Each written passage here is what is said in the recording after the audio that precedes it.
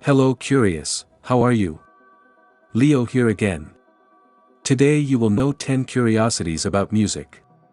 But first subscribe to the channel, comment on something here below, and if you like the video, please like it. Let's go. Numero 1, musicians have shorter life expectancy than the general population.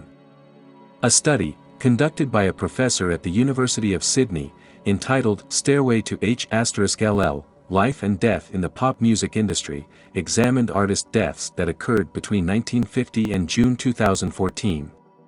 The study specifically looked at longevity in the proportion of suicides, homicides, and accidental deaths.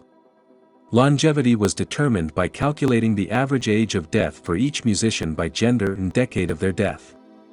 These averages were then compared to the averages by sex and decade for the general US population. The results? Musicians' life expectancy is 25 years shorter. Numero 2, in 2016, Mozart sold more CDs than Beyonce. In fact, Mozart sold more CDs in 2016, outselling Adele, Drake and Beyonce, even though all of these artists had Grammy-winning hits that year. So how did an 18th-century composer outsell the biggest names in pop music? Well, in October 2016, Universal Music Group released a box set commemorating the 225th anniversary of Mozart's death. Each disc included in the box counted as one CD sold and each set contained 200 discs. Add the proliferation of streaming, which has significantly decreased CD sales, and there you have it. In addition, the boxed set flew off the shelves. At the time this article was written, there were only 4 remaining on Amazon, $686. Number 3, group singing improves mood.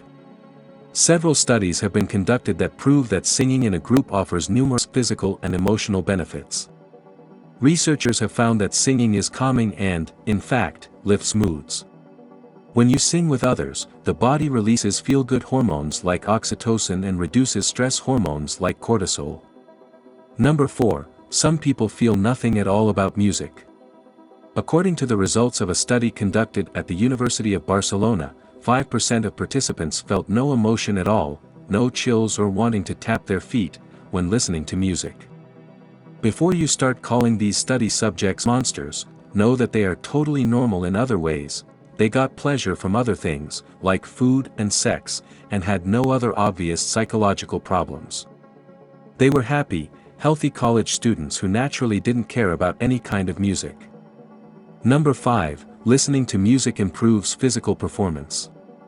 Research has consistently shown that synchronizing music with repetitive exercise improves physical performance, helping people exercise longer and train more efficiently. In one study, participants who cycled to the beat of music found that they needed 7% less oxygen compared to cycling to background, asynchronous, music.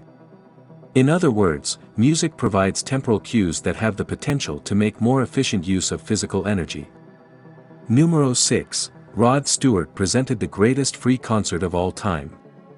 Several free concerts have been reported to have an audience of 1 million, or more, but these numbers tend to be exaggerated. However, according to Guinness World Records, Rod Stewart's 1993 New Year's Eve concert on Copacabana Beach in Rio de Janeiro, Brazil, remains the most attended free concert that has ever taken place. An estimated 4.2 million people attended this performance. The second most attended free concert was Jean-Michel Jarre's performance on September 6, 1997 at Moscow University, which reportedly had an estimated audience of 3.5 million. Number 7, Wannabe by the Spice Girls is the catchiest song of all time.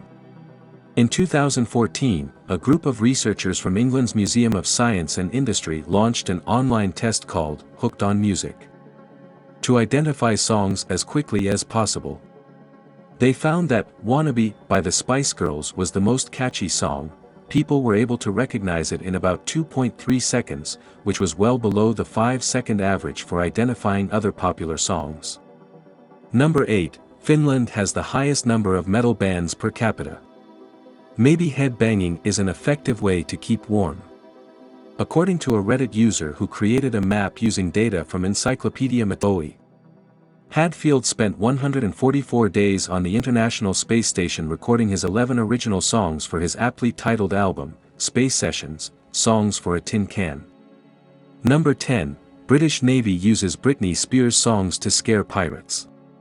According to reports, British Navy officers play Britney Spears songs to scare away Somali pirates off the east coast of Africa.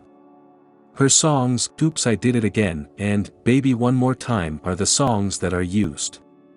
The rationale for playing these songs is because, supposedly, Somali pirates have a strong dislike for Western culture and music, which makes Britney Spears songs perfect to make the bandits move on as quickly as possible. And we have reached the end of another video. Do you know any other curiosity of the music? Leave it here below in the comments, and remember to subscribe to the channel to know about the next videos.